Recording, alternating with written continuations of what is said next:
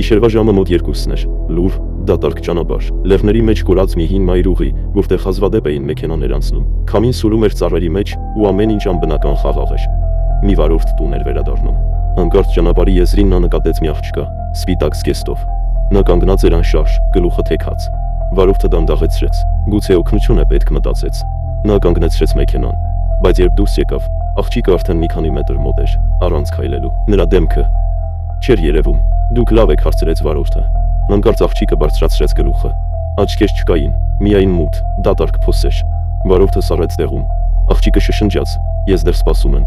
Այն մեքենային, որ ինձ սպանեց, ու հենց այդ պահին վարորդը լսեց արգելակների ճիչ իր հետևից։ Նա շրջվեց, բայց ճանապարհին ոչ մի մեքենա չկար։ Երբ նա նորից նայեց առաջ, աղջիկը կանգնած էր արդեն իր դիմաց, մեկ քայլ հեռավորության վրա, եւ հաջորդ վայրկյանին ամեն ինչ մթնեց։ Ասում են, այդ ճանապարհով անցնողները երբեմն տեսնում են նույն աղջկան, եւ եթե դու կանգնես, նա այլևս քեզ բաց չի թողնի։